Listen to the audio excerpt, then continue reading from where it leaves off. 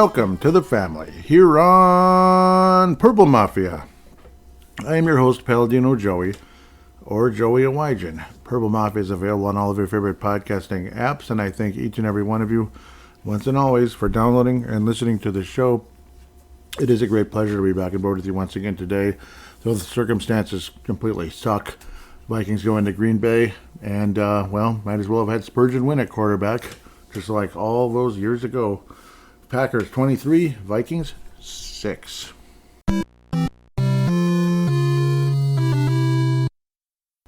And it was even worse than, than the score sounds. It's one of the worst games I've ever seen in my life. Yeah, it was awful. Well, Spurgeon win one was pretty awful too, and I do believe Spurgeon win had a slightly higher quarterback rating. Nope, he didn't. Slightly lower quarterback rating all those years ago, back in 2001. Good old days. Heck, I was already 22, so I'm not that young, unfortunately.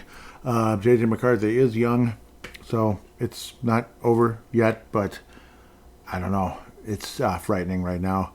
19 attempts, 12 completions. That sounds okay. 87 passing yards does not sound okay. 2 interceptions does not sound okay, and they were pretty much his fault, especially the second one. I mean, that was just like way up in the air. Like, I don't know what the hell. McCarthy was sacked 5 times. He was under pressure the whole game. I'm so glad. But anyhow, the quarterback rating 34.2. Now, got that out of the way. I'm just so glad the Vikings offensive line was finally assembled for the first time all season. I mean, boy. I mean, I couldn't tell the difference between this Vikings offensive line and the 98 offense. Yeah, whatever. Looked like one of the worst offensive lines of all time. Yes, the Packers defense is good. You got to give them credit, and I don't want to, but we have to. We have to give them credit. Parsons with a couple of sacks. That's great. He's at 10 for the season. McCarthy was sacked 5 times. It felt like 6, 7, 8, 9, 10 times. 87 passing yards. And he looks awkward out there. He looks, I don't know. He just doesn't look like he should be playing, I guess. I hate saying that. I don't know. Last year did him absolutely no good because he couldn't practice at all with the coaching staff and everything. And then this year, not playing him in preseason, at this point, looks like one of the dumbest, unnecessary decisions of all time. Like, you'd think you'd want him out there, actually. Might have helped a little, but maybe it wouldn't have. I don't know. But has his confidence been shattered? I don't know, but it doesn't look good at all. Vikings running game was working a little bit, but then they fell behind because of stupid mistakes. Starting with the turning point of the game was the Green Bay kickoff that was fumbled away. That was fumbled by Miles Price. Now, it's not like he had the ball and fumbled it. It's that he, it's a live ball. He didn't really distance himself from the ball. He was going to kind of let it go for a touchback. It got like a lucky bounce. It stayed in play, basically, rather than going into the end zone and be a touchback. And, he didn't get out of the way of the potential bounce, him being Miles Price. It appeared the Packer player pushed him into the ball, but I guess that's kind of part of the game. It was irritating to see. But and then the Packers recovered, and what happened immediately after that? Well, it's pretty much 1,000% Packers the rest of the way. Yeah, pretty much. And offensively and defensively, it was just an absolute thrashing.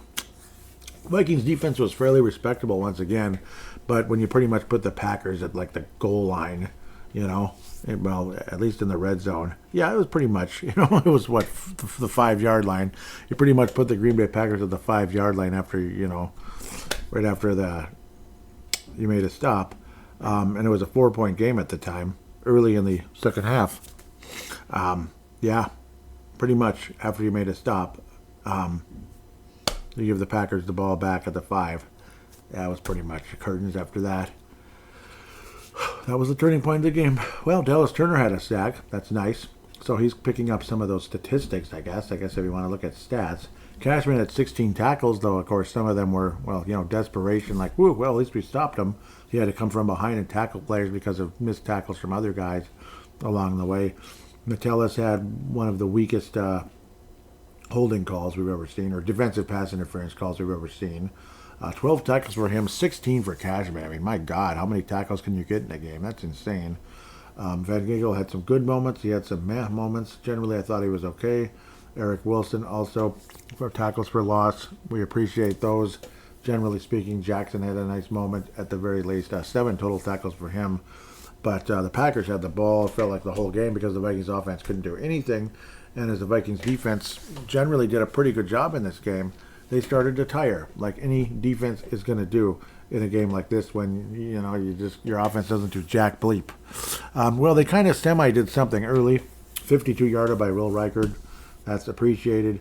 And then a 59-yarder right into the half. Well, late into the half. Not quite that far, but late into the half. That was awesome. Yeah, it was right in there. Into the half. Sorry, I'm just babbling like an idiot. 59-yarder to put the Vikings within 4. That was pretty good. Yeah, it was only 10 seconds left, so what the hell am I talking about? Packers would get the ball at the second half. Vikings stopped it, and the next thing you know, the fumble, or the ball was bounced into Miles Price, and that ended up being the turning point in the game, and it was you just kind of knew it. McCarthy looked like pretty much crud most of the way, unfortunately, and a lot of fans and commentators, media members that cover the team, like Score North and such, are all at a loss now.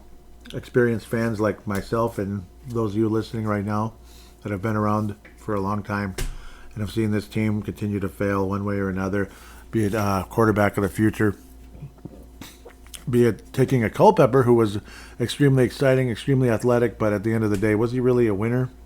Nah, he wasn't. First of all, he couldn't hang on to the ball. So, I mean, there were some seasons he had more turnovers than whole teams.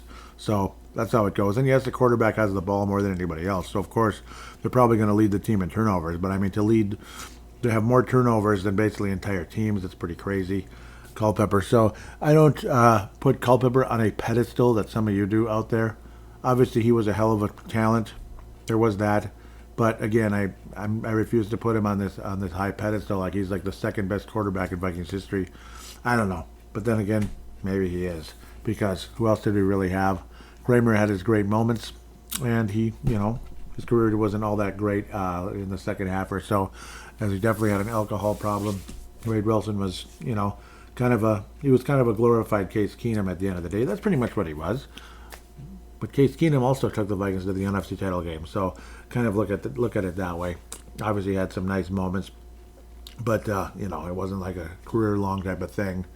Culpepper, again, great talent, but definitely had his faults. McCarthy, I just don't know what to tell you. Tavares Jackson. Obviously, accuracy was an issue. Had a talent, had a big arm, had mobility, athleticism, big arm and mobility, but didn't really have the accuracy. Not really sure he was there's just no way you could look at him as a franchise quarterback. Maybe an exciting, energetic backup, again, with the big arm and the athleticism to kind of change the pace of things. That's pretty much what Tavares Jackson was. God rest his soul. Obviously, he's no longer with us, unfortunately, with the horrible Easter car accident a few years back on 2020, I do believe. Horrible. One of the saddest things you ever heard. Christian Ponder, it's like early, it's like, oh boy, I don't know.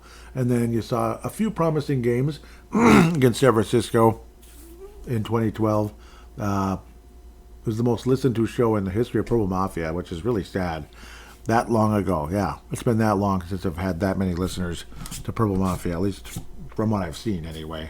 Maybe there are more and I don't see it. It doesn't show, it doesn't reflect, doesn't capture. I have no idea, but I don't think it's been that great ever since. Obviously, more and more shows have popped up over the years and listeners have scattered away. And that's just reality.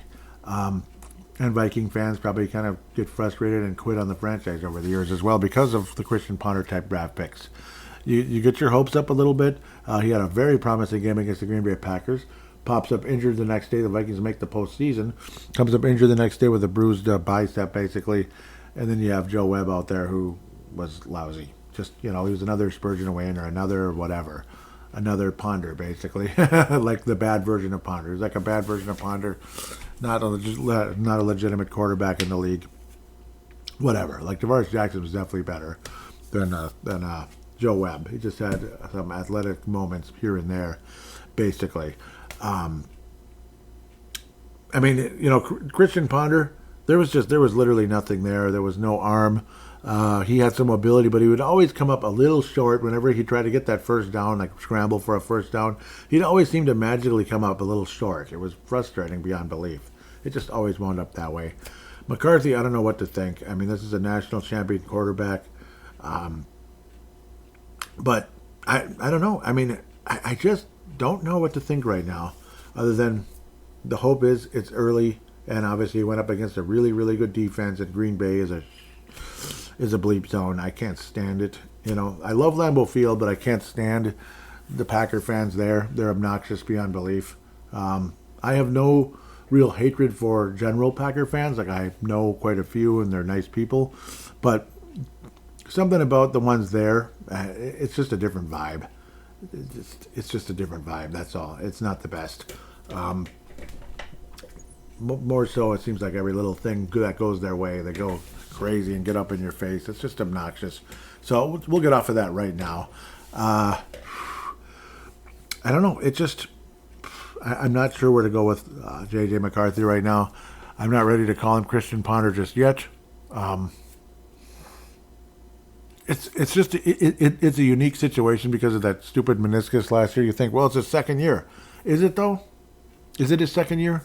Yet at the same time, how much leeway can we give? And eventually you have to say, okay, at the bare minimum, bench him for now. Otherwise, other people are saying, no, you got to leave him in there to see what you have. Like, you have to have an answer one way or another and then go from there. The general consensus conversation with J.J. McCarthy is go into next year with him as the starter, and we'll see. You know, you have there's a really good quarterback draft in 2017 if he ends up truly being a bust. Otherwise, maybe he takes some major steps forward, and there you go. You do have your quarterback of the future. You do have your guy, the quarterback of the present and the future, in J.J. McCarthy. Otherwise, well, you kind of tank the season that way without the players tanking, because no, like they always say, players aren't going to just quit. They're not going to tank. That's a fact, and I completely understand that. But you set them up to tank basically by, if McCarthy truly is a bust, then so be it. I guess we're going to win 4 or 5 games, and you can hopefully get a really high draft pick and take the right guy. But at the same time, is this front office capable of taking the right guy? Because how many mistakes are they going to make before you finally say, well, you finally say something along these lines? Yeah, I mean, it's time. Like, sorry, it's time. And obviously a possibility of saying that to J.J. McCarthy as well. Thank you, Vince McMahon, for, giving us your thoughts on the situation. You know, it's not like Jordan Love was dazzling, was he? 139 yards. I mean, I don't know. Frickin' Wilson, my goodness. I mean, the Vikings couldn't tackle him. Obviously, Josh Jacobs is out. It's like, oh, we have a chance. Yeah, well, the Vikings didn't have Jonathan Grenard either. I mean, it's kind of important, you know. It's kind of important. It's kind of a big deal, as they say, that famous line. Even Malik Willis, late in the game, scampered for a first down, which is cute and everything. It's great. Wilson, though, with Green Bay, 28 rushes. Emmanuel Wilson, not to be confused with Eric Wilson or anybody like that. Goodness, man. The defense just couldn't get him down. Obviously, as they got more and more tired, and Wilson ended up being a nice backup running back for the Green Bay Packers. They were just kind of running the Vikings defense into the ground, and then the Packers defense was not blitzing J.J. McCarthy, as that was brought up several times throughout the game, that they were not actually blitzing. It was just a 4-man front type of deal, and yet still the protection in front of McCarthy wasn't good. McCarthy wasn't getting rid of the ball fast enough, and his mechanics, which have been a huge topic everywhere, are just not there. The mechanics just aren't there. The first interception he threw, I don't know what was going on other than the ball was kind of tipped, but it was like a weird sidearm type of throw that didn't make a whole lot of sense. And, well, there's your interception there. And the other one was just badly overthrown to Jalen Naylor, or in Jalen Naylor's general direction anyway, which was, of course, intercepted.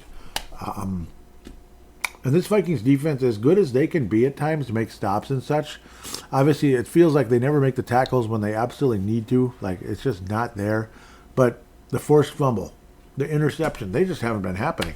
What's the take give for this franchise right now, for this team? I believe it's minus 12 on the season. The Vikings are minus 12 in the take give. It's freaking horrible.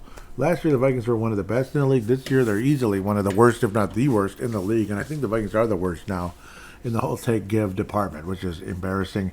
And it's a team there's just no way you can take them seriously at this moment. And your quarterback can't even throw for 100 yards. Like, he can't even throw for 100 freaking yards. And at the same time, again, your defense did hold Jordan Love to 139. Emmanuel Wilson, I keep wanting to say Eric, but Emmanuel Wilson. It took 28 rushers to get to 107, but still, he got what he needed, and he also got in the end zone twice. So he might have been a nice, cute little fantasy pickup for somebody who was desperate for some type of a running back. Maybe their guys are hurt or they've just been huge busts. And, what the hell, give him a chance. And then, oh, wow, thank you. Because we're not here for the dazzling rushing attempt statistic in fantasy football. It's the total numbers, the 107 and the 2 touchdowns. So, wahoo to you out there if that's you. McMahon has made all of his kicks. And there was a point in the game, I believe, the Packers were already up 20-6. It was a 4th and 2 situation, and the fans were booing LaFleur for saying, okay, just kick the field goal. That's what I don't like. It reminds me of something, but I can't say it. It's a political. I just can't go there. I just can't go there. I want to.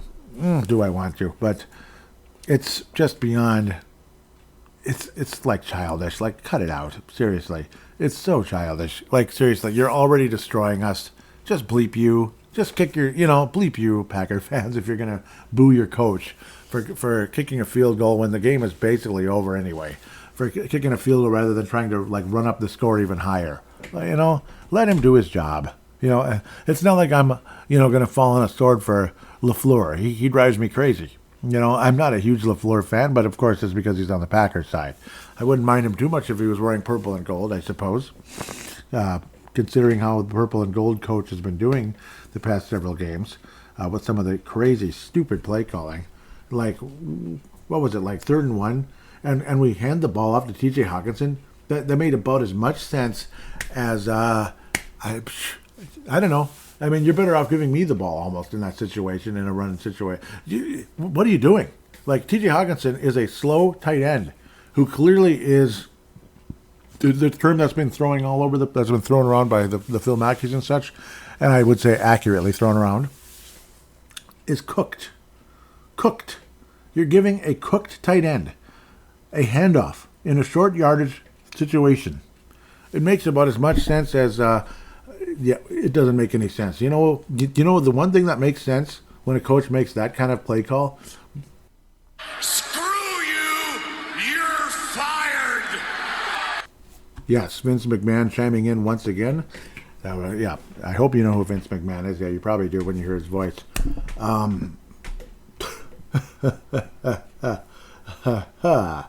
Spectacular.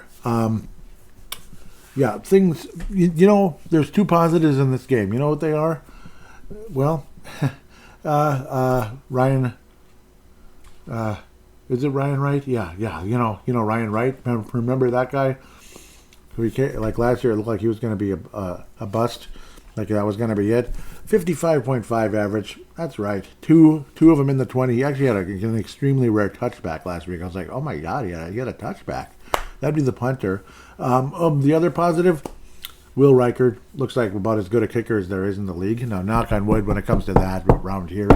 Remember Blair Walsh, how good he looked? Look at me saying that name. How dare you? How dare you? Yeah, how dare I? Well, 52 yards and 59 yards.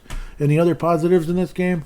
Okay, Wilson looked good. What's his name? What's his name? Dallas Turner got another sack. So, okay, good. I'm glad he's starting to pile those up a little bit. What would that be? His 3rd and a half sack of the season. Well, it's a career high. Career high for Dallas Turner, who was supposed to be the greatest pass rusher in history, Vikings history. He's supposed to make people. He's supposed to make Alan Page blush, right? Yeah. Making Ellen Page blush. John Randall too, Yeah. Oh, Henry Thomas, Larson, Darrell Eller. Jim Marsh, the guys like that. Yeah, I don't know. He's been okay.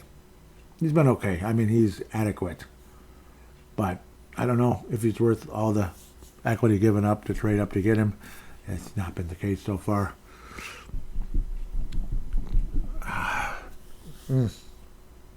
Man, it's making people miss Rick Spielman. These drafts have been making people miss Rick Spielman, and that's crazy. Because Rick Spielman could drive you crazy, couldn't he? Sometimes, kind of could, right? I don't know what to tell you here. Well, at least Rodriguez has been good. Nice 7th round pick, but again, that sounds like Mr. Spielman right there. 7th round picks, he just loved him. I just don't know, man. I'm just, it's beyond depressing, seriously. But at least you made a great draft pick with the kicker, and Jackson looks okay. The LaShawn Jackson, the guard, looks all right. Deshaun Jackson, excuse me, looks all right. But then he's been out. I don't know. Ryan Kelly, I think I called him Pat Kelly last week, which is real dumb. I apologize for that mistake. I called him Pat Kelly, I think. It might have just came out of my mouth funny. I'm like, wait a minute, did I really just say that? Yeah, I think I did, which is embarrassing. Well, he stayed in there. Darisaw was pathetic. Darisaw was absolutely horrible. Like, it's probably his worst game as a Viking, worst game as a pro. And the next thing, he's out. And it's just leaves you like, okay, yay, well, I'm so glad that our offensive line is finally at full strength, whatever that means, because they look like poo the whole game. They looked awful, to say the least. They looked absolutely awful. Horrible. Jordan Addison was targeted once, no catches, 0 yards, of course. Adam Thielen had a ball bounce off his chest, and that's the end of that conversation. Oliver, well, he had 1 catch for 4 yards. That's exciting. Hawkinson, 4 catches for a whopping 19 yards. Wow. 4.8 yards per reception. Freaking worthless. 5 yard long. 5. Cinco. Oh, yeah. I believe it would be says, right, in French. Yeah. Well, Justin Jefferson had a 19-yard play. Wound up with 48 yards. And I think it's a career high of games now, consecutive without 100 yards. I don't know. It doesn't look good. Doesn't look good. Lay it again, Sam. And yes, I'm recording this first segment much later than normal. The Rams lead 14-0 over the Schmucks on, the Rams lead the Bucks at, second quarter, I believe, on Sunday Night Football. But with all that said, I guess we'll pass out the awards if that's humanly possible. Fran Tarkington Award winner, Will Reichard. I didn't have to even think about it. Everyone else, except for Ryan Wright, honorable mention. Everyone else, I don't know, a couple of good plays defensively. Thank you very much. Offensively, well, I can't really blame the receivers. I don't know. But the Christian Ponder Memorial looks like a guy who's doing a Christian Ponder impression so far the past few weeks, and that'd be J.J. McCarthy. Back-to-back weeks, he's going to bring it home. Miles Price, though, you know what? I was going to give it to him at the time. That was the turning point of the game, to be fair. So, Miles Price, you're going to share it with J.J. McCarthy because that was frickin' terrible. Frickin' stupid. Frickin' horrible. Another special teams gaffe where last week it was the coverage, special teams coverage, where they just flat missed. They just missed. They just basically went the wrong way. And next thing you know, there was a huge return, which allowed the Bears to kick a field goal. You were up by 1 bleeping point with like a minute left in the game, and you give up a 56-yard return. Like, it's just game over, man. That's just the stupidest bunch of nonsense I've ever seen in my life. Followed by this week's exquisite performance. And, I don't know, like, just get away from the damn ball. Just like the San Francisco 49er that cost them the NFC Championship against the New York Giants all those years ago. Get away from the ball. What are you doing? Get away, get away, get away. You know, like the song. Well, what is it? I don't know. What is it, like Daft Punk or something? Get away, get away, get away. Just get away from the ball. Please. Get away from the ball. Please get away. Please. Anyhow, with that said, we're going to take a quick break and come back and look around the league. And what else is there to say right now? I'm so down in the dumps, I almost forgot about who we're playing next week. Yeah, it'll be at Seattle once again, so that should be a real doozy. Yeah, can't wait to talk about that, I guess. But, well, we got other games to look at as well. Some interesting stuff.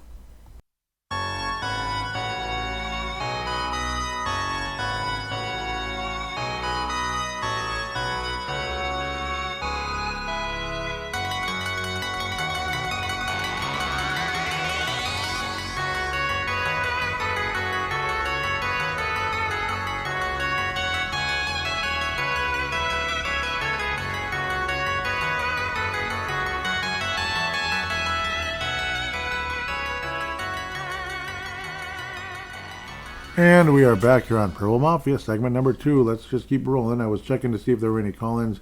I'm not seeing any, so if there are any, I just look like a dummy again. San Francisco hosts the Carolina Panthers. Monday the 24th of November. We're heading into Thanksgiving week, which is great. The Rams, I guess it was early in the second quarter, there was a return there, which led them to a 14-0 lead over the Bucs. Rams look pretty damn good. Thursday night was a fun game, and I commented on Twitter or X or whatever the hell you call it. I'm probably in the minority, and I usually am on everything, and I mean everything. I liked the Houston Texans look, especially the helmets. That metallic red, that you know, kind of reflective metallic red. I like that. It was really cool looking. I'm probably in the vast minority. Well, and the New York Jets have metallic green. I think it's gorgeous. I love metallic, you know, helmets. I think it looks really cool, like where it's shiny. I just love that. The uniforms themselves probably not that great, but it worked. It's all red looking with a little teeny bit of black mixed in. So kind of fun. Sorry, I'm getting some text all of a sudden. Yeah, I've been having a lot of fun with lawn cleanups. That's why, again, like late again. So it'll be over someday. I hope permanently. I just want to just step away. I can't do it the rest of my life. Would you want to do lawns for 31 years? Anyone out there, raise your hand, please. Would you like to do lawn service for 31 years? Tell me how your feet would feel, your legs, your knees, your ankles, your wrists, somebody, anybody, your back. Would you eventually be like, okay, can I please walk away? Please, can I walk away, please? Is it time? Oh, for heaven's sake. Like, it's been too many years of it, man. Anyhow, time to get that rant out of the way. Cincinnati hosting the New England Patriotas at noon today, and they dropped to 3-8. The New England Patriots are 10-2 and have the number 1 record in the AFC. I remember earlier in the year, like, oh, that's cute. They're 4-2. Oh, they're 5-2. Oh, they're 6-2. They're 7-2. They're 8-2. Whoa, this is getting crazy. Well, they're 10-2 now. New England Patriots. Now, let's not forget the Vikings were 10-2 also last year. So doesn't mean a whole lot until the playoffs begin. Drake May, 294 yards, 22 of 35, 1 interception, 1 touchdown, quarterback rating of only 87.1, so not the sexiest game ever. This is Cincinnati. They're not that good, so whatever. Henry with 7 catches, 115 yards, and did get the 1 touchdown catch. Cincinnati Bengals, who was the quarterback today? It was Joe Flacco. And Jake Browning also threw a pass for 14 yards. Good for him. Flacco, 37 attempts, 19 completions against the Patriots defense, 1 catch for a touchdown, 1 interception, 63.2 quarterback rating. Brown, though, on the ground, excellent. 19 carries, not 19 yards for 107 yards. Good for him. Great performance, but unfortunately in a losing effort. Yeah, it's really something else. It's definitely interesting stuff, to say the least. Sorry. Yep, Cincinnati got beat pretty good by the Patriots. Let's just move on. Good for them. I didn't even talk about the Buffalo game, though. I'm going to drop back real quick for that one. Not for a pass. I might throw an interception. Josh Allen had a now he's better. 2 interceptions, though, costly. 24 of 34. 253 yards. That's a lot more than McCarthy. Quarterback rating of 67.4, but no touchdowns thrown. James Cook, 17 rushes, 116 yards, and got in the end zone. Great overall game for him, but the Bills lose 23-19. Houston Texans are in the playoff picture. The Bills are down to the final seed, and Houston's knocking on the door, which is pretty wild stuff. Seemed like yesterday Houston was pretty much hopeless. Mills completed about 50% of his passes, but 2 touchdowns. Good for him. 16 of 30. Davis Mills. I kept calling him Dylan Mills, but it's Davis Mills. Yeah, he's been a solid quarterback, solid soldier for Houston when he's been in there. Nothing great. He's a backup quarterback. He's a good, solid backup quarterback, and good for him, I guess. But Houston getting the job done in those funky uniforms, whether you like him or not. Marks, 16. He was on the mark, right? 16 rushes, 74 yards, basically, and almost 4.5 or over 4.5 a carry.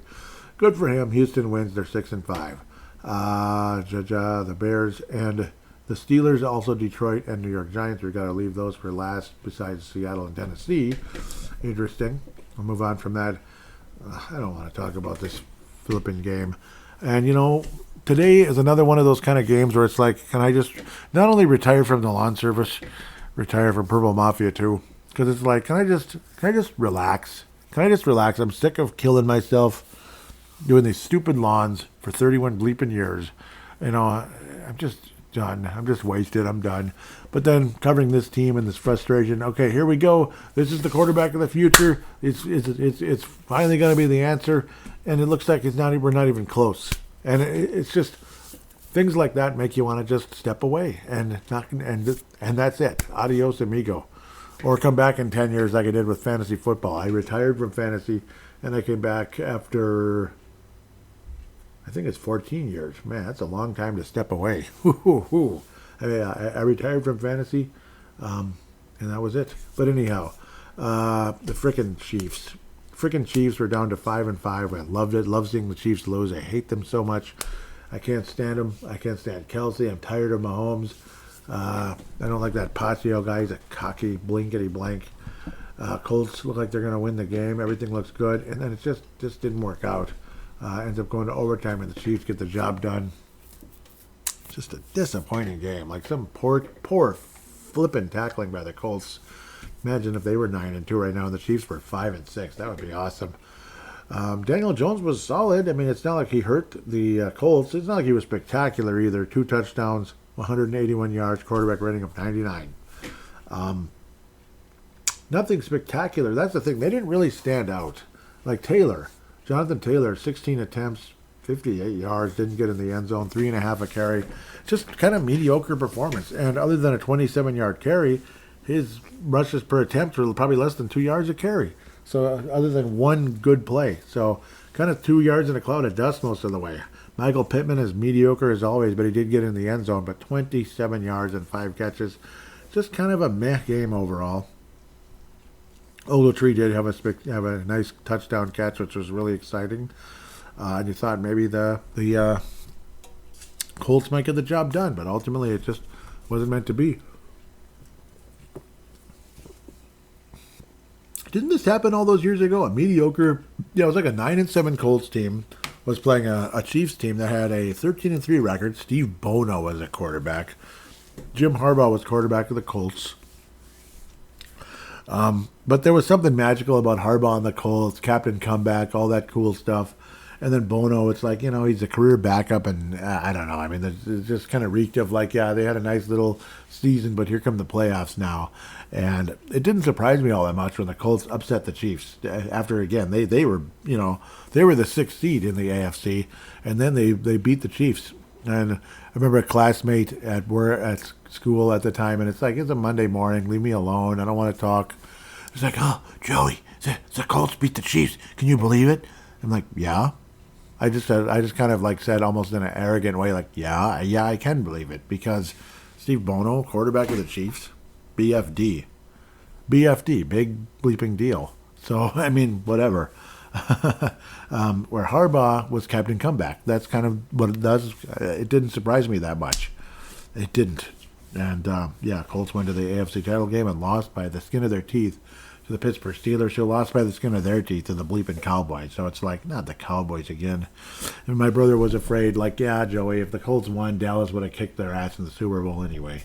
And maybe, but who knows.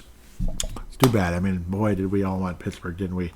Thankfully, the Dallas Cowboys are still yet to win a Super Bowl or even get to the, heck, they haven't gotten to the conference championship games since 95, that year. So, pretty wild. how long ago that was. What was I, a sophomore in high school back then? Yep, 30 whole years ago. I was a sophomore in high school. That was 30 years ago. Wow. Wow. You know, when you first start getting 20-year-old memories, you're like, man, 20 years ago, I was this little baby in a crib. I can vaguely remember some things, like my dad, doing my dad using the snowblower, and my brother was too short to get me out of the crib so I could watch him, because I used to love watching Dad go roundy, roundy, roundy, roundy, It was fun, and it's always cool to watch the snow and everything as well. Man, that was 20 years ago. Now being a sophomore in high school, 30 years ago. 30 years ago. Like 95 was 30 years ago. Okay, I guess it was. What the heck? Isn't that weird? It's weird. Yep, and that was also the year the Bulls won 72 games. 95, 96. Oh my God. Yeah, it was the same season. That was 30 years ago. I'm getting old. Yep, that's when you know you're getting old, because for me, 96, I was a high schooler. Like, I was growing up already. I was almost grown up. I was a sophomore, but still. I was a veteran sports fan already, at least in my mind I was. Or in reality, not really, but kind of. Anyhow, enough of that. The frickin' Chiefs beat the frickin' Colts because the frickin' Colts couldn't frickin' tackle, and frickin' Kelsey ran up the middle on a weird play and scored, and it's just like, what are you guys doing, man? What are you doing, guy? You suck. Anyhow, Baltimore Ravens hosting the New York Jets. How do you think this one went? The Ravens won their 5th straight game. Yep. The Ravens won their 5th straight game. Must have been on bye week recently. 6-5 now on the year, because I know they got to 500 playing against us. The Jets dropped their 9th game of the season. I'm sorry for Mr. Glenn over there, coaching the Jets, who coached a 15-win Detroit team that couldn't even win a playoff game last year. God, I still can't get over that. The Vikings and the Detroit Lions had 14 wins going into the final game of the regular season. Neither one of them won a single playoff game. That's embarrassing. Sorry for yelling at you. Sorry for yelling in your ear. I apologize, but it's bull crap. I know that still sticks on my mind. But Baltimore, didn't I pick them to go to the Super Bowl? And did I pick them to win? Who did I have them playing? San Francisco and the 49ers winning, right? Like a rematch of the Harbaugh Bowl, without Jim Harbaugh coaching the Niners. He's coaching the Chargers instead. But anyhow, maybe Harbaugh will beat the Ravens in the playoffs and go and win the Super Bowl. Who knows? But Jim, that is. John, of course, has got the Ravens on a 5-game win streak. 23-10, beating the Jets, who have the best uniforms and at the very minimum the best helmets in the NFL. Tyrod Taylor, oh yeah, double T, 17 of 28, 222 yards, 1 touchdown, 1 interception, and a quarterback rating of 82.7, and the Jets loose again. Yes, they did. The Ravens, Lamar Jackson, didn't throw a touchdown or an interception. Man, is he average. God. Derrick Henry, about 90, looks like a old running back out there, 3 yards a carry, but got in the end zone twice. He's one of those guys. Kind of slowed down, but still got that strength. Still got that brute strength and that old man strength. 3 yards a carry on 21 rushes. Lamar Jackson did fumble, but did not lose the fumble. Didn't that happen against the Vikings as well? Anyhow, the Ravens beat the Jets. That is not front page news. No, it's just not. Newsflash. Shut the hell up. I hate when people say that, especially when they're wagging their head. Oh, boy, you're really making a point, aren't you? Newsflash.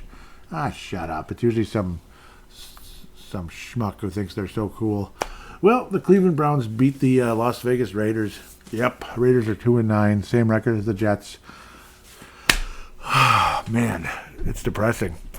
Didn't Shedeur Sanders start at quarterback? I think he did, 24-10. I think he did, didn't he? He did, yeah, and he completed just over 50% of his passes. Great. He even threw his first touchdown pass ever. Congratulations to Shedeur Sanders. Now, please get your head out of somewhere and be mature, and maybe, just maybe, you might be a quarterback of the future for the Cleveland Browns. I'm not sure what Vince's thoughts are on that. Man, the Rams are up 21-0. God. Are the Rams going to win the Super Bowl this year? They look like the best team in the league. You might see a Rams-Patriots Super Bowl. Should I call it here right now? Rams-Patriots, November 23rd, 2025. Should I call it? Rams-Patriots with the Patriots winning the whole thing, baby. Yep. Or maybe the Rams winning the whole thing. Maybe they'll steal some signals from the but anyhow, we'll get off of that. I don't know. I don't think either team needs to steal signals. Belichick was a good enough coach. He didn't need to do that. But anyhow, we'll move on. I do feel that way, by the way. Call me whatever. Judkins got in the end zone twice for the Cleveland Browns. Good for him. Another one of those kind of games where it was just smash mouth. Get a couple yards. You need 1 yard will give you 3. You need 5 yards to give you 3. Judkins with 2.9 a carry. Got in the end zone twice. Nice. 47 yards, but got in the end zone twice. Sanders threw for 209. 1 interception and 1 touchdown, which I just mentioned. And the Raiders suck. Geno Smith, though, putting up spectacular numbers because they're playing from behind. 44 attempts, 30 completions. That's good, though. 285 yards, a touchdown, but a quarterback rating well under 100 at 95.5, despite no turnovers. Ginty with 50 rushes. Again, less than 3 yards a carry. Ugh, ugly. 24-10, though. The Brown Bags beat the Raiders. Yep, Brown Bags. I know it's mean. But the Raiders are really bad, though. They lost to Shadur Sanders at home. I lost to Glass Joe. Yep, you lost to Glass Joe, all right. Nah, you're Glass Joe. The Raiders are Glass Joe, I think. And what was that other goofy guy's name in Gabby J? In Super Punch-Out. Gabby J, that would be the Jets. Anyhow, next. Arizona Cardinals hosting the Jacksonville Jaguars. Ooh, this is the preview of the Super Bowl. Yeah, sure it is. Though, I got to tell you, I love Jacoby Brissett. That guy can play, can he? He can play. I love Jacoby Brissett. I like his game. I would not have minded him as a veteran quarterback for the Minnesota Vikings. Kind of like an old number 7 all those years ago, hurling that ball in the air. I don't think Jacoby's got quite the arm that Randall Cunningham had. But Randall Cunningham's throws were kind of like sailing him in there, and that's kind of what Brissett's looked like today and in other games as well. Quarterback rating of only 92, even though he didn't have a turnover. He did get sacked 6 bleeping times because the Jacksonville defense showed up to play a bit, despite giving up 317 yards to Brissett. But the Cardinals were playing from behind and made some nice comebacks. 49 attempts for Brissett, the veteran. Solid game, fun to watch. I love him. I love Brissett. Wilson of the Cardinals with 10 catches, 18 yards. Oops. Dortch was the guy who scored the touchdown for the Cardinals on the receiving side of things. Rushing side, Knight got in the end zone. 10 rushes, 12 yards. Gorgeous. Exquisite. 10 rushes. Wouldn't it be the guy that gets the ball the most, that sucks the most, as the suckiest stats? That's just welcome to sports. Like Rashad McCants leading the Timberwolves in field goal attempts, despite making 1-3 and missing 9 or something awful like that. God, he sucked. I hated Rashad McCants. Anyhow, the Cardinals lose to the Jacksonville Jaguars in Arizona, 27-24 in an overtime thriller, I guess you could call it. Trevor Lawrence was a bleeping mess. 3 interceptions, 3 touchdowns. I don't know what to think of the guy. He's a bleeping mess. And that's the thing. Imagine having the number 1 pick in the draft and you think your guy's a phenom. And you get games like this. Still. How many years has he been in the league? Isn't this like his 4th year already? So that's the thing for McCarthy and the Vikings and everything for all of us here in Minnesota. I don't know. I mean, this is his 5th year. He's had some nice numbers generally, but the guy can be a bleeping mess.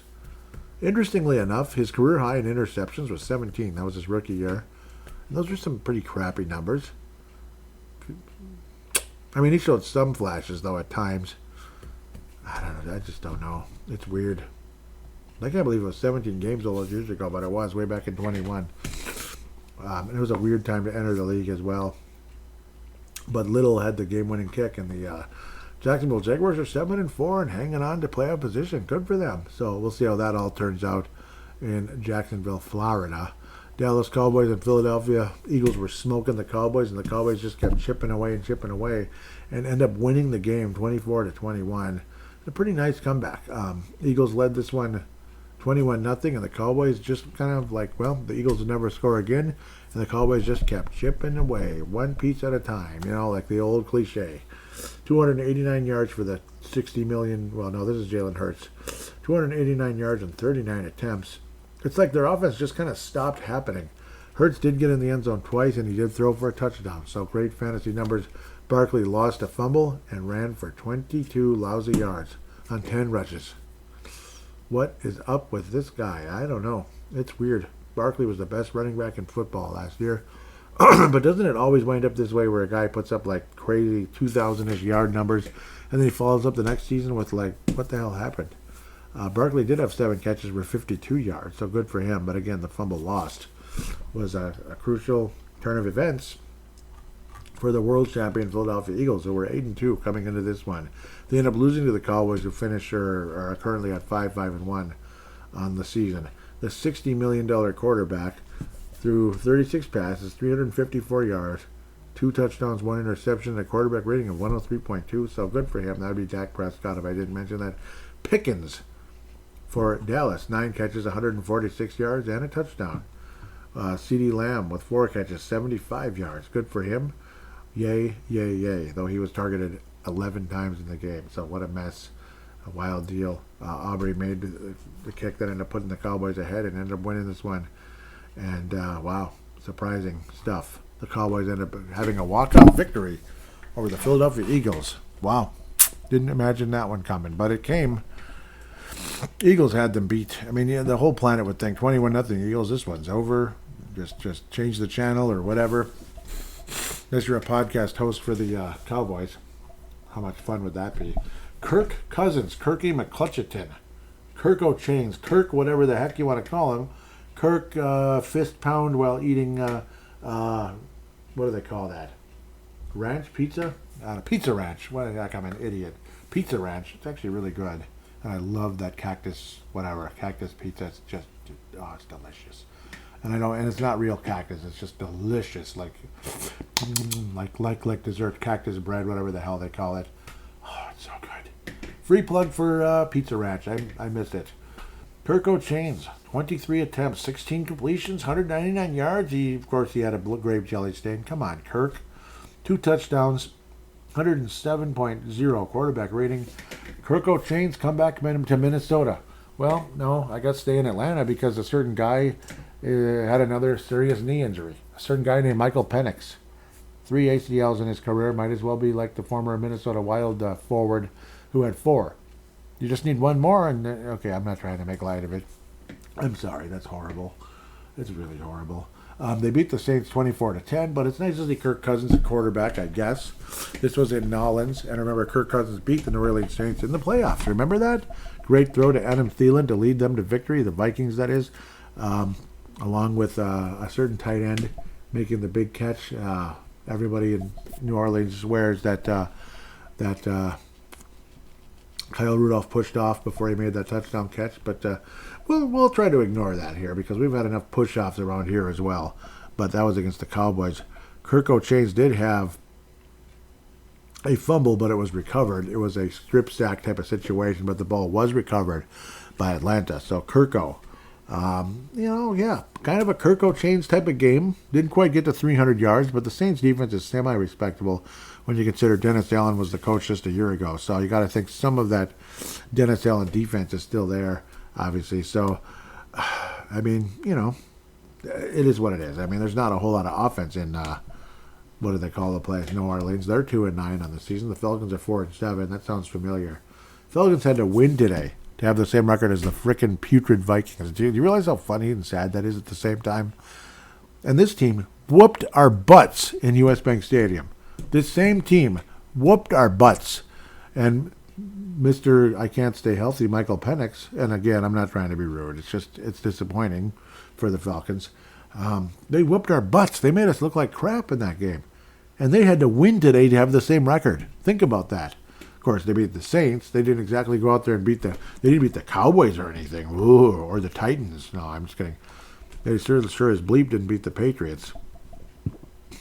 I don't know if the Saints are the worst team in the league or not. You still got the Titans, and we're going to talk about them in a minute. Boy, I just don't know. I don't know what to think. Whether you have the 10th pick or whenever the heck show was taken. What was he, a 3rd round pick this year or something? 2nd round pick. He was the eighth guy taken in the 2nd round. Yeah, but he's old, though. 1999 is one of those guys, yeah. Old. And, it seems like yesterday somebody born in 1999, like, holy crap, that's a baby. Like, they're like 5 years old.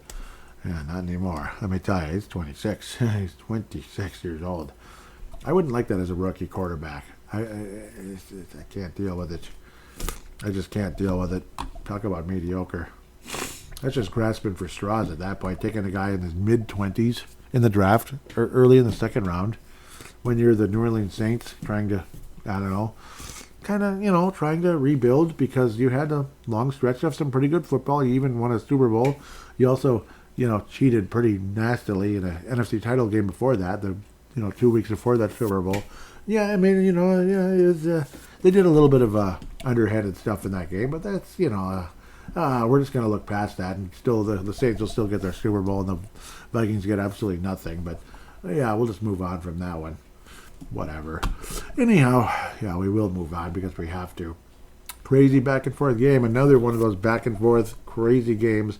The Bears defeat the Pittsburgh Steelers 31-28 with an Aaron Rodgers-less, if that's a word. Pittsburgh Steelers. Mason Rudolph had a ball knocked away and intercepted. Good for the Chicago Bears late in this one. Mason Rudolph threw for 171 yards on 31 attempts, 24 completions. Gained pretty well like he did against the Vikings, 9.2 a carry because of a 55-yard gain. Warren also 18 rushes for 3.8 yards a carry and got in the end zone once. Metcalf also got in the end zone once. Former Sea Chicken, I do believe. So good for them. Steelers do not win the game. Let's talk about the BS because this is the NFC North Roundup. And this wasn't pretty at all. 35 attempts, 19 completions. I mean, that's not pretty, but he did throw, this would be Caleb Williams, 3 touchdown passes. Good for him. Yes, sir, he did have a fumble loss because he had to. Since he didn't throw an interception, he had to somehow fumble the ball away, as did DeAndre Swift with a fumble loss, not just a fumble. Crazy back and forth game. Williams was only sacked once because he's really hard to bring down. He's a big, strong dude, and he's very mobile. Caleb Williams is a nice player. He's a nice player, and it's a well-coached football team. It's a good mix. The Bears finally have something going on. For all of us being frustrated about McCarthy and stuff over the years, Ponder, Tavares Jackson, this and that, as frustrated as we've been over forever, and I think we have every right to be.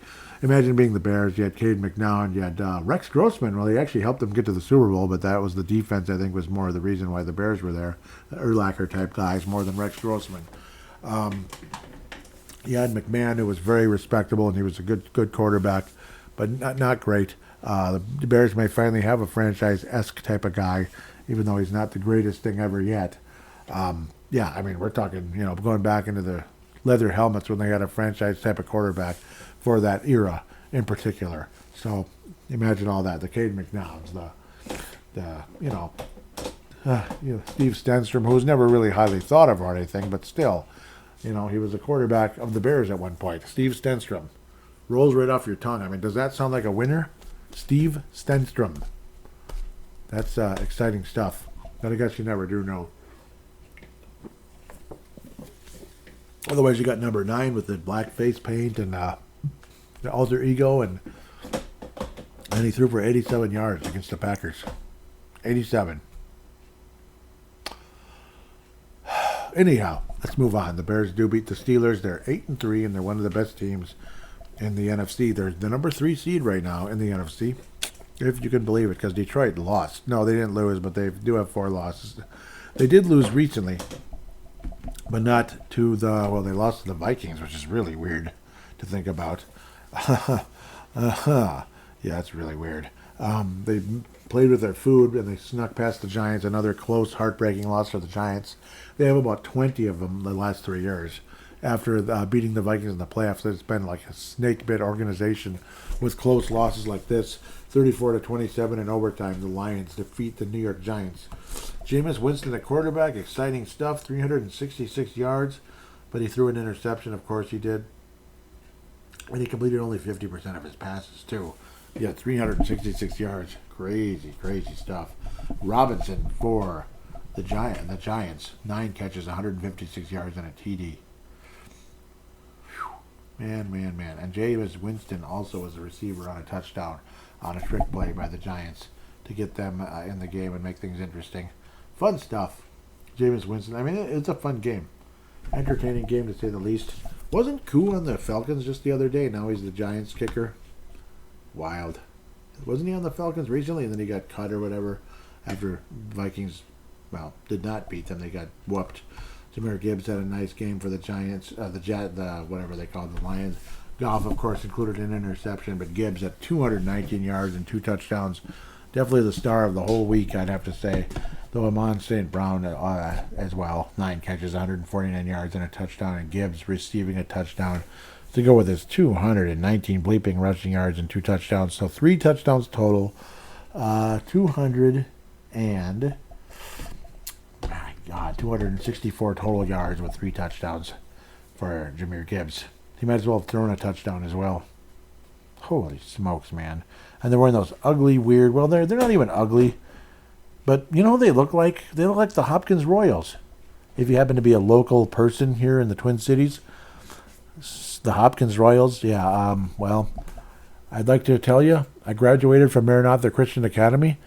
Well, I was there from kindergarten through 9th grade, but unfortunately, it's just, it's an expensive school. It's an expensive school, and I don't blame my parents for wanting to send me to public school instead after that. It's expensive, and you hear about the price of a private, it was nice while it lasted, and I wound up in Hopkins High School, and they kind of look like that, kind of like dark uniforms with blue.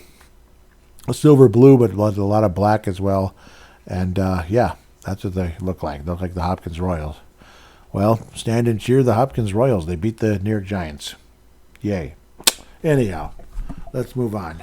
The Minnesota Vikings will be visiting Seattle for the 9,000th time. Remember how many years on a row did the Vikings have to go to Seattle and lose to Russell Wilson? It was so annoying. They beat the Titans, who still have the worst record in football, 1-10 on the season. Seattle went to Tennessee. Yo, what up, Tennessee? And beat them 30-24. Not a sexy game, but I'm sure part of it is the Titans playing their ass off, trying to win a game, trying to make a comeback and win. Sam Darnold threw 4 interceptions last week. He didn't throw any today. 2 touchdowns, no interceptions. If you didn't, you just hear me say something like no interceptions. 118.1 yard quarterback rating, 16 of 26. Sam Darnold will be playing against the Vikings. Last time he did, he was a member of the New York Jets, if I remember correctly, and he threw 3 interceptions. 3. At least that's the first time he played against the Vikings. Was he quarterback of the... Did we beat him as a member? I think we did. I think we beat Darnold when he was the quarterback of the Panthers. Or maybe we lost. Now I'm curious because it's going to be interesting. This is our guy. This is our guy just a year ago. Got us to 14 wins. It's going to be interesting. So Sam Darnold has played against the Vikings twice, losing both games. Yep, with a combined stat line of 413 passing yards, 2 touchdowns, and 4 interceptions. So if you do the math, because he threw 3 interceptions and no touchdowns when he was with the Jets all those years ago back in 2018. It was a cool day in New York with, if I remember correctly, kind of, you saw the pretty little flurries coming down, even though it was a partly cloudy sky. I love that. It's so cool. Threw 3 interceptions, so the recent game, semi-recent one, was 2 touchdowns and an interception. I'm just doing the math overall. Stat Muse, thank you very much, along with AI. I don't like AI. But yep, it was with Carolina. Because I know he played against the Vikings with Carolina. Yep, 10 of 17. They lost. Carolina did lose the game. No, that was the date, October 17th. The other one was October 21st, and there was a little bit of flurries, if I remember correctly. And the Vikings finally won a game in New York Jet land. It was like the first time the Vikings ever won a road game against the New York Jets in the history of the franchise.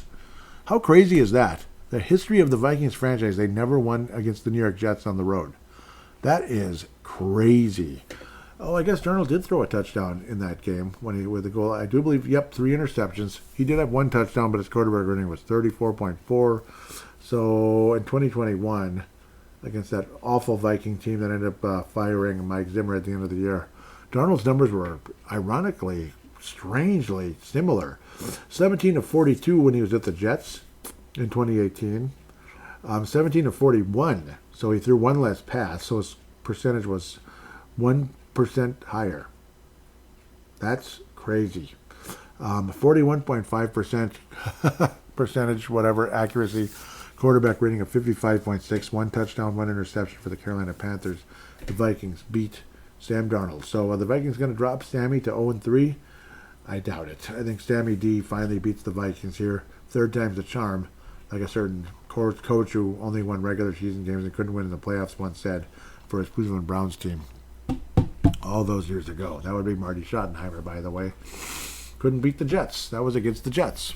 The Jets went to the AFC title game, if I remember correctly, or was it just the second round? I can't remember. It was a playoff game, and third time's the charm. We're going to win this one. It's like, oof. Oh, that sounds horrible. Like, your team is that. 3 times you lost to the same team in the playoffs. God, that's embarrassing, and couldn't get past the first round. But yes, Darnold is 0-2 versus the Minnesota Vikings historically. Awful game with the Jets with the 3 INTs, and a mediocre game to below average with Carolina. 3 whole years later, which is why a lot of people didn't have a whole lot of faith in Sam Darnold in 2024 at that point. But, it's like, what the hell? Let's give it a shot. Put him in there, and, we're going to take a draft. We're going to draft a quarterback along the way as well, and we'll see what happens. And, we took J.J. McCarthy, and, she didn't really get to sit behind Sam Darnold. He was probably would have been better if he did, or got to be an actual active player, but that just wasn't meant to be. Let's get off of that. Let's look at the Seahawks a little bit here. Liam Ogren, no, that's the Minnesota Wild. They're looking frickin' awesome. Like another shutout for Jesper Wallstedt. Boy, Thanksgiving Day, Brave the Wild. Annual special when I start going back to Thursdays again doing Brave the Wild. Woo! Jesper Wallstedt with his 3rd shutout of the season now. He has just been beautiful. Great goalie rookie for the Minnesota Wild. They're looking good. Darnold, though, again, on the season. Stats will not be updated after this. 35 touchdowns for the Vikings last year. Great season. 14 wins, and then couldn't frickin' win the last game or the playoffs. Darnold turns 30 on June 5th, 2027. So, he's 28 at the moment. 17 touchdowns. Well, now it's 19. Again, he had 4 interceptions last week. 0 this week. So now he's at 19 touchdowns and 10 interceptions. Almost at the 12 he threw all year last year for the Vikings, despite that awful Detroit game, which brought everything down. Career highs in every stat except the interceptions, thankfully. 13 interceptions with Carolina when he played 12 games with them in 21. One of them against Minnesota. Way back as a rookie in 2018, he had 3 INTs for the Jets. His overall career numbers aren't as ugly as you think, but he had some terrible, terrible games mixed in there. Did Mr. Darnold. But he wasn't much better than McCarthy, really, honestly. When he was sucking too, and he ended up being a good quarterback. We'll see what happens with J.J. McCarthy in the future. But Darnold, we'll see. Definitely a respectable season in Seattle, but not as good as last year. Walker III, who's been a decent running back, 70 yards today. 606 on the season, but really more like 680 is pretty much where Mr. Kenneth Walker III is, which is a career high. Did not get in the end zone today. Seattle's offense can definitely be a threat with Darnold, Walker, and some good receivers like Smith with 8 catches, 167 yards, and 2 touchdowns. Don't be surprised if they're able to execute that, especially against, Harrison Smith should have, I think he played 1 year too many, and that's kind of what's happening. And it's like, he doesn't seem like he'd be that old, but he's old now. The Seattle defense did have 4 sacks in today's game. You got to factor in, it's the Titans. They have a rookie quarterback, Cam Ward, who was respectable, threw for 256 yards. So it's not like he was total horse bleep versus the Seattle Seahawks. But I don't know. Seattle has a respectable defense in particular. Darnold, obviously, is going to probably have some extra motivation going up against this team. Flores should have some good knowledge about Darnold's strengths and weaknesses. So, the Vikings might have a pretty solid game against Seattle. But it will be in Seattle. That doesn't guarantee a loss or anything. But the way the Vikings offense has been playing probably will guarantee a loss, because I'll believe it when I see it. Like, get your heads out of your ass, as a certain old basketball coach once said. You better get your head out of your ass. That would be Bobby Knight telling his team years ago. That's why I can't pick the Vikings to beat Seattle, even though it's like, yeah, they're a good team. They're a playoff team. What was this, their 8th win? Yeah, they're 8-3 on the year. They're a good team. They're winning games. They're going to make the playoffs, and they're probably going to lose in the first round. Probably. Like, they probably are. I don't think they go anywhere past the first round. And if they do, they'll get beat in the second round. I mean, they're not going to any conference championship game. They're sure as bleep not going to any Super Bowl. And if they do, I guess I'll have to eat crow, won't I? But they're not going to, okay? They're just not. Like, don't even, like, perish the thought, young man. Charbonnet also got in the end zone for Seattle. Again, they're good, not great, but I just don't have a whole lot of faith in this Vikings offense. I don't have a whole lot of faith in the Vikings offensive line. I don't think it's going to be 31-7 like the Rams versus the Bucs right now heading into halftime. What the hell happened here? Why are the Bucs this bad? Like, they've been good all year, but the Rams are just ripping them to pieces. Rams might go to the Super Bowl this year. But, see, that's another reason why Seattle is not going to the Super Bowl. Because you have teams like the Rams. Like, Rams are going to beat Seattle in a playoff game, okay? They will. Oh, they will. They know how to beat Sam Darnold. They know. And let's not forget Sam Darnold was quarterback, wasn't he? Was he? Was he? I thought... No, he was never with the Rams. I got him mixed up with someone else. That was Baker Mayfield. That's where they're talking about, Baker Mayfield. He was with the Rams for a minute, where he kind of got better, and then they became a good quarterback with the Bucs. There was rumors of Darnold going there because Mr. Stafford might be kind of like done, like his shoulder, and then he's out there having like a career kind of a year. Believe it or not, Darnold's quarterback rating actually is a little bit higher than last year with the Vikings. 105 right now, but we have to factor in, again, like the last game of the season, that probably really brought his numbers down. I mean, his quarterback rating was like 30 or something in that game against Detroit. It was ugly, man. We're talking ugly. But bottom line, I think Seattle wins the football game. It'll be closer than some people think, but it's not going to be pretty. I think it's going to be kind of similar to today, but not as bad. Maybe McCarthy actually, I don't know, shows some signs of improvement, and he's going to have to. Because if he doesn't soon, oh boy, it's like, yeah, I guess it is what it is. Vikings versus Seattle. Again, I don't have a lot of confidence in this offense right now.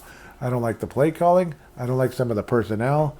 Some of the defensive players, some of the Vikings defenders are getting old too. Obviously, Harrison Smith's getting old. The 2 tackles we signed are kind of old on the defensive side. I don't know. I can't pick the Vikings to beat Seattle. I just don't think we're going to get smoked, but maybe we will. Final score should be something along the likes of,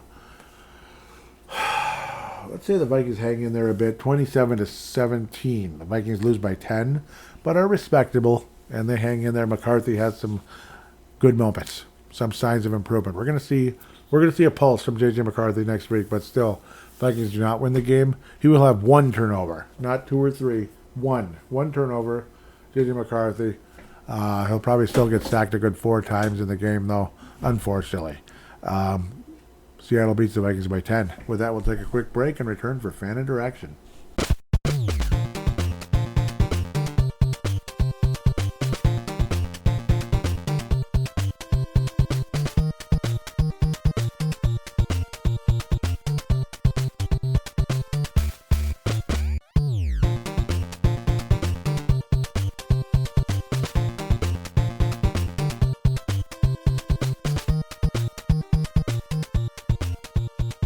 And we are back here on Purple Mafia, segment number 3. I do believe this is going to be a very short fan interaction segment, which I guess is just as well.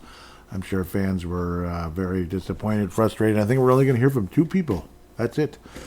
Two guys named Dave, and only 1 tweet each. Well, 2 for Dave Hickey, 1 for Dave Martin, Northern Scotland. One was a response to something. What was I whining about? Okay, I was saying, yeah, well, it's not whining. I will say the coaches' hats this year really suck. The logo is tiny and blends in with the rest of the hat, boring as hell, and I bet they charge $50. What a joke. Dave Hickey responds with, agreed. Yeah, so you know the coaches' hats, you've seen that, right? Where you got that small little rectangular logo with the, and it blends in with the rest of the hat. It's like dumb looking. It's boring. And you know how they charge like $44 for a hat nowadays, or $50, whatever. It's just, it's a big joke. So Dave Martin jumps in, and it looks like there's a bunch of responses to Mad Martin, so it'll be a little bit longer. It's not a bunch, it's four responses. It's a simple number. Dave Hickey says, it's going to be short this week.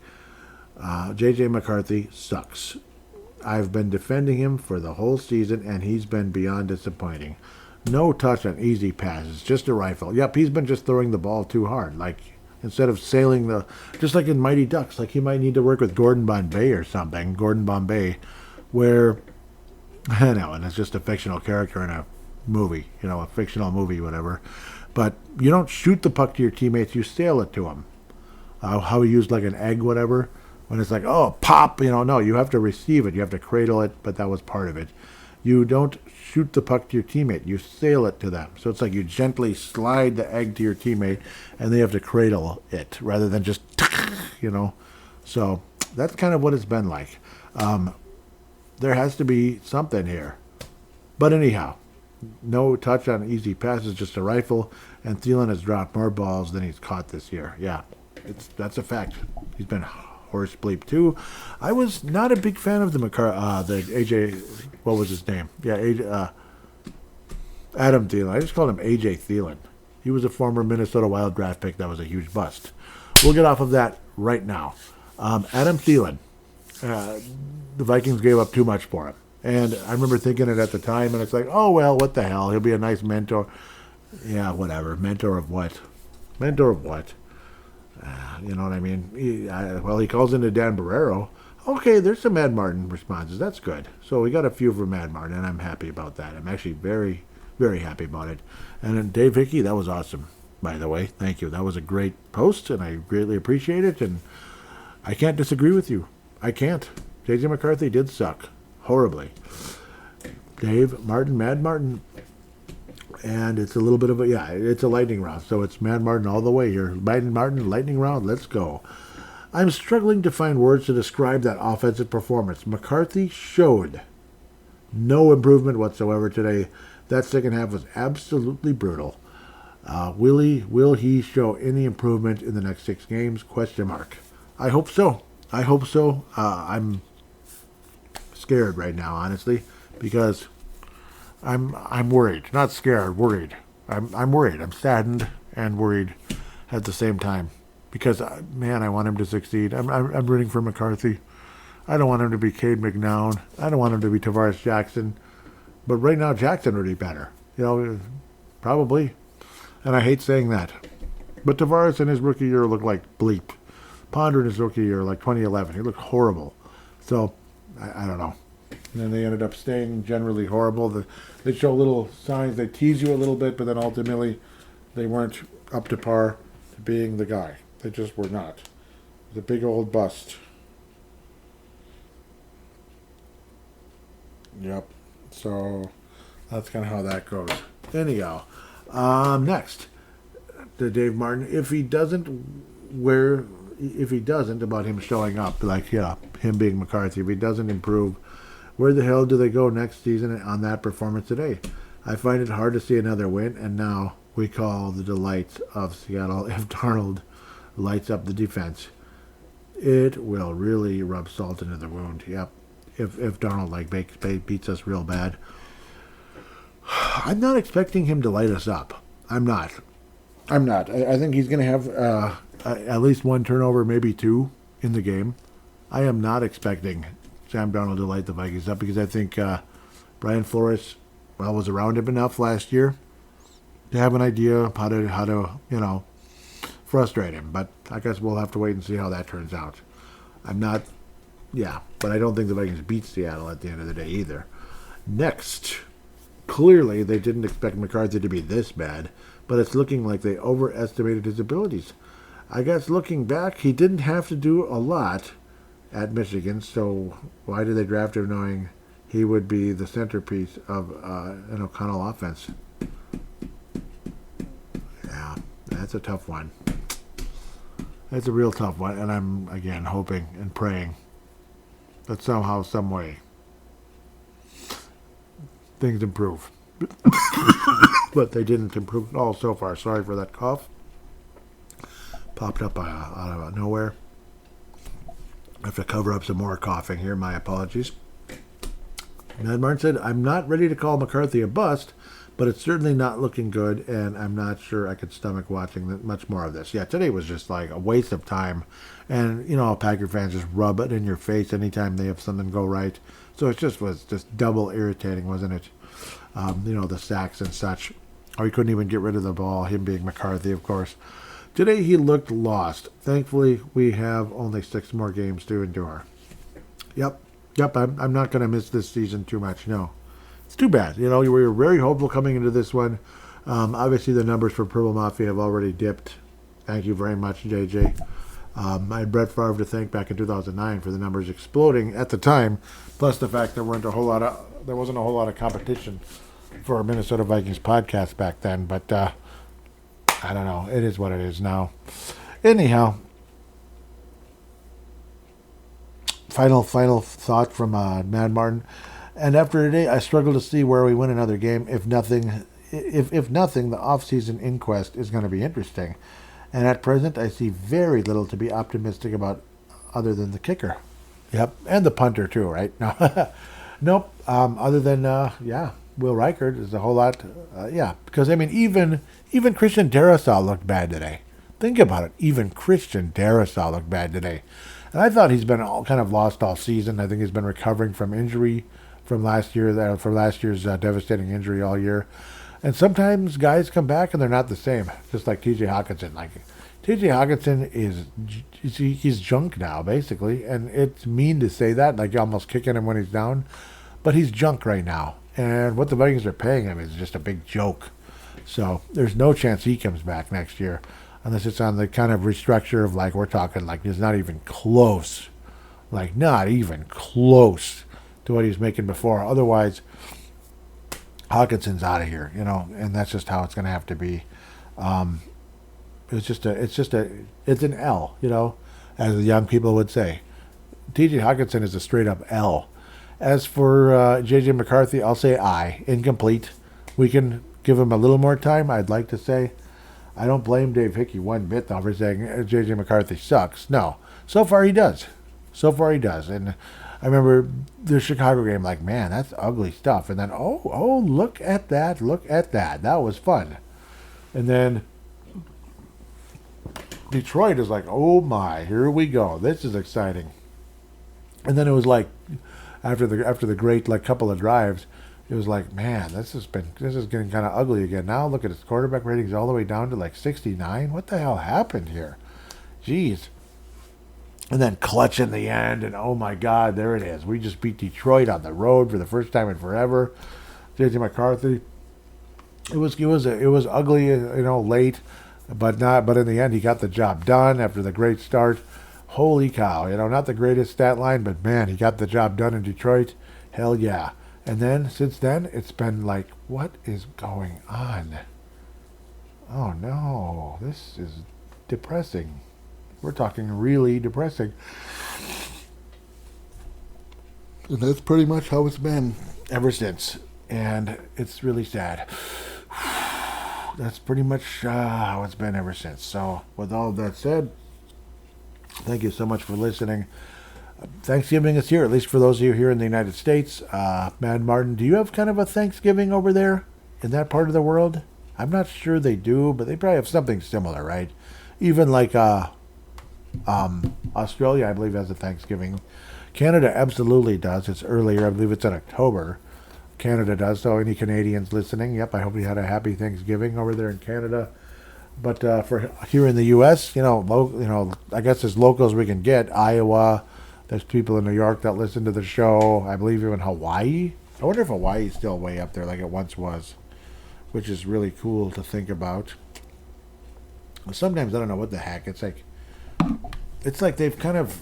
okay, good, it is working. Sometimes Spotify, they don't know if it's working or not. And if you've been a regular listener to this show on Spotify, and you haven't officially hit the follow button, please do. Like Spotify basically reminded me, like, hey, tell your please do follow the show. Apple Podcasts as well. Any other podcasts out there, like if it's Player FM. What's this other one that I really like now? It's a pretty good app actually. If you're an Android user, I personally recommend Spotify because why the heck not? But if for whatever reason you don't like Spotify at all, and obviously Apple Podcasts if you're an Apple user, which is what it is.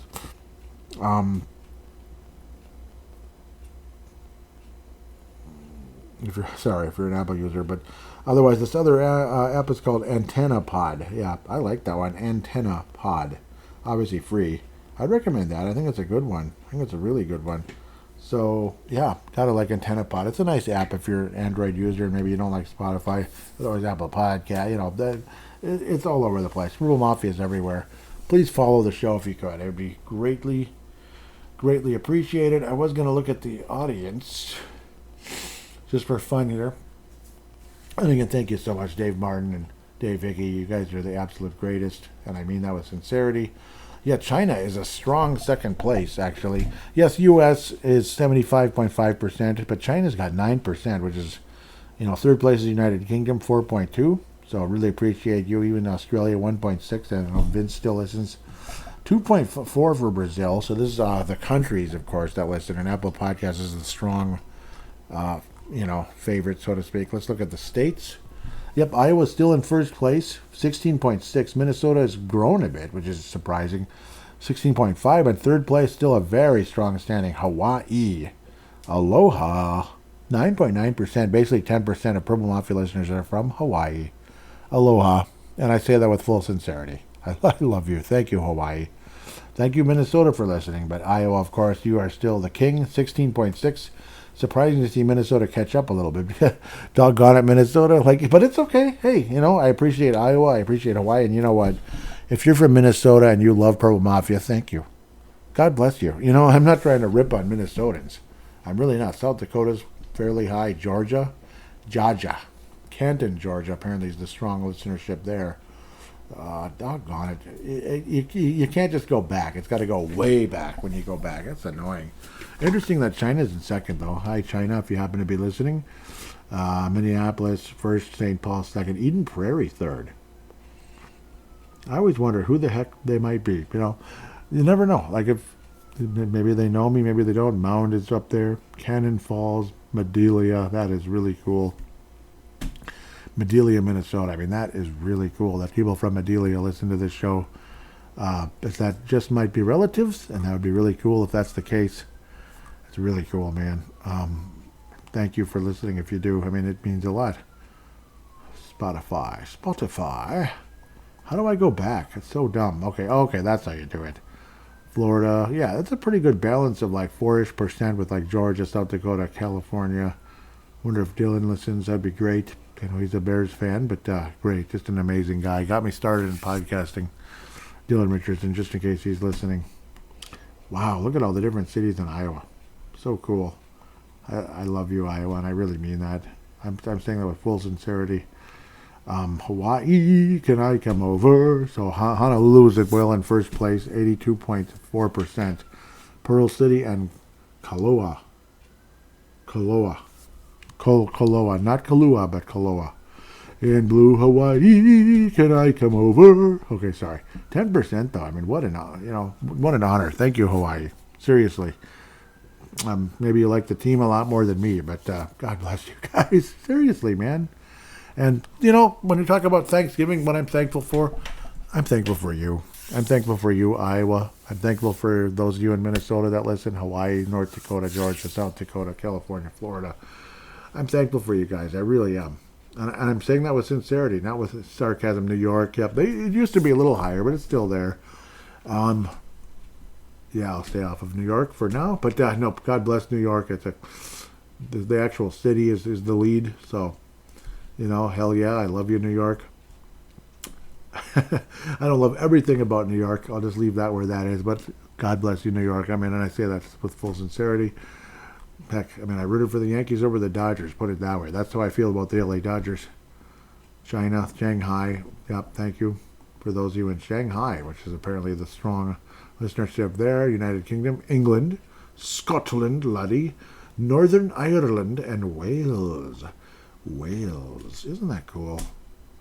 Wales only 1.4%, but God bless you. If you maybe it was just one person listened one time. I don't know how that works. But God bless you. Seriously, I say that with full sincerity. Thank you so much. Seriously. I'm thankful for all of you. I really am. I'm thankful. I really am thankful. Australia, Vince Germano. I'm very thankful. Victoria. Yep. I'm really, really, really thankful, and I mean that with full sincerity. I love you. Western Australia, New South Wales, Victoria, and Queensland. So with all of that said, please tell your friends about the show. Please give a 5-star rating if you could. I mean, really. Please do. Damn, I'm trying to type something and I'm messing it up. But just wanted you to know how much I appreciate you and love you, and I hope all of you here in the United States have a wonderful Thanksgiving. It's a wonderful holiday. Hopefully the lawn service is wrapping up by then. If it's not done, it's just about done. It's going to be freezing frickin' cold, though, unfortunately. So we're going to go from pretty mild weather like today, tomorrow, and it's going to dip and possibly a lot wetter, and I don't like that at all. I'm not a snow hater, but when we're trying to do lawn service, it kind of puts an damper on it. Just a little. So, obviously, the audience thing is messed up on here a little bit, but because I don't think it's 100% men listening. I don't think it is. So, it's annoying how stupid this thing can get. But Spotify's been messed up with Purple Mafia forever. I don't know why. It's frustrating. But that's how that goes. With all of that said, thank you so much for listening. Happy Thanksgiving. God bless all of you. And we'll talk to you next week when the Vikings play against Seattle with Sam Darnold. Check out check out Brave the Wild on Thursday. Timberwolves Explosion on Friday. Check them out. You want to talk the Wild? They're playing great lately. So check out Brave the Wild. Subscribe to that one. Become a listener. Become a regular. If you like hockey, hell yeah. Timberwolves Explosion will be Friday, Black Friday. Even if I have to do lawns that day. We'll see how that works out. With that said, take care. God bless. And we'll talk to you next week.